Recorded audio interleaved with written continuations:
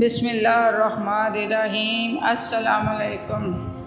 حضرت رابعہ بصری کی عبادت میں مشغول رہنا۔ حضرت رابعہ کو عتیق نامی ایک دولت مند تاجر نے بطور لونڈی خرید لیا۔ دن بھر مالک کا کام پوری صلاحیت و پابندی سے کرتی، رات ہوئی تو عبادت کے لیے اپنے حقیقی مالک کے حضور کھڑی ہو جاتی تھی۔ ایک رات آقا کی آنکھ کھلی تو دیکھا کہ رابعہ بارگاہ خداوندی میں سر مسجود ہے اور التجا کر رہی ہے، اے میرے اللہ، میں مجبور ہوں، بے بس ہوں، گھر کا کام کرنے کی پابندی تیری عبادت میں حائل ہے، ورنہ دن رات تیری عبادت میں مشغول رہا کرتی۔ اے اللہ، میری اس معذرت کو قبول فرما اور میرے گناہ معاف کر دے۔ مالک نے ایک کم سن لڑکی کی ریاضت و عبادت کا یہ عالم دیکھا تو خوف خدا پیدا ہوا اور اگلے ہی دن حضرت رابعہ بصری کو آزاد کر دیا۔ ایک دفعہ کچھ لوگوں نے آپ کے علم و عرفان اور آپ کی ذہنیت و فراست کا امتحان لینے کے لیے انہیں کہا کہ اللہ نے مردوں کو عورتوں پر فضیلت بخشی ہے، اس لیے کہ نبی رسول صرف مردوں سے ہوئے ہیں۔ یہ سن کر حضرت رابعہ مسکرائی اور فرمایا، ٹھیک ہے، لیکن یہ بھی ایک حقیقت ہے کہ کسی عورت نے خدا ہونے کا کبھی دعویٰ نہیں کیا، ہمیشہ مردوں نے ہی کیا ہے۔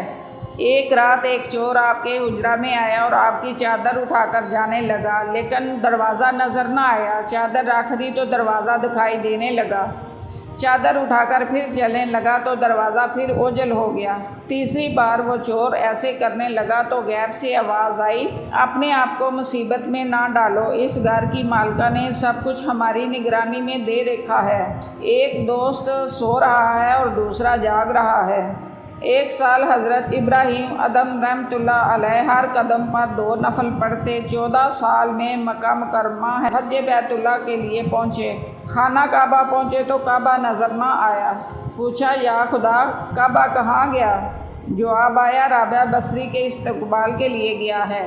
حضرت ابراہیم ادم نے دیکھا کہ رابعہ بصری ہاتھ میں عصا لیے آ رہی ہیں۔ رابعہ کے آتے ہی کعبہ شریف بھی نظر آنے لگا۔ ابراہیم ادم نے پوچھا، رابعہ، تو نے دنیا میں کیا شور مچا رکھا ہے؟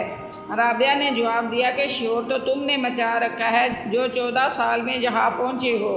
حضرت ادم نے کہا، میں نماز میں رہا۔ رابعہ نے پھر جواب دیا، میں نیاز میں رہی ہوں۔ نماز والوں کو کعبہ آ کر بھی کعبہ نظر نہیں آتا اور نیاز والوں کا کعبہ خود استقبال کرنے جاتا ہے۔ ایک سال آپ نے حج کا ارادہ کیا، گدھے پر سامان لاد کر روانہ ہو گئی۔ ایک جنگل میں پہنچی تو گدھا مر گیا۔ بارگاہ خداوندی میں عرض کی، ہے دو جہان کے مالک، ایک بے کس و بے بس اور مسافر عورت کے ساتھ بادشاہ ایسا نہیں کیا کرتے۔ میرا گدھا مار دیا اور مجھے جنگل میں بے آسرا کر دیا۔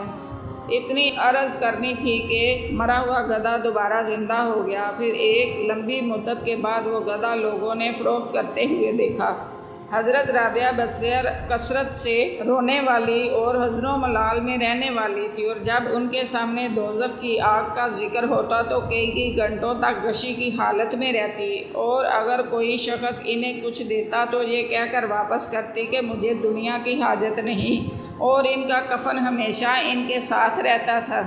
اور خوف خدا میں رونے کے باعث آپ کے سجدہ کی جگہ آنسوؤں کو بہنے سے ایسی ہو گئی تھی جیسے کہ پانی کا گڑھا ہے۔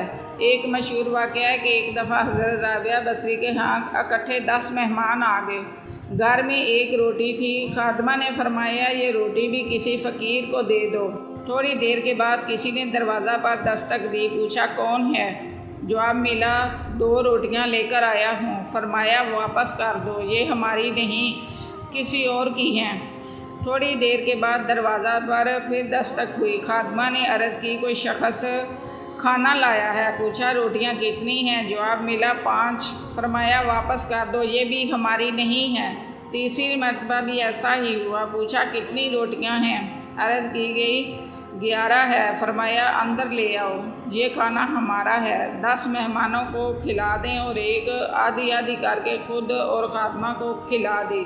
مہمان چلے گئے تو خادمہ نے پوچھا، حضور، آپ کو یہ کیسے پتہ چلا کہ 2 اور 5 روٹیاں ہماری نہیں ہیں؟ فرمایا کہ اللہ تعالیٰ فرماتا ہے کہ ایک کے بدلے 10 اور آخرت میں 70 دوں گا۔ میں نے بھی فقیر کو ایک روٹی دے کر اللہ سے سودا کیا تھا، اس نے اپنا وعدہ پورا کر دیا اور میری دی ہوئی روٹی بھی واپس کر دی۔ جزاک اللہ۔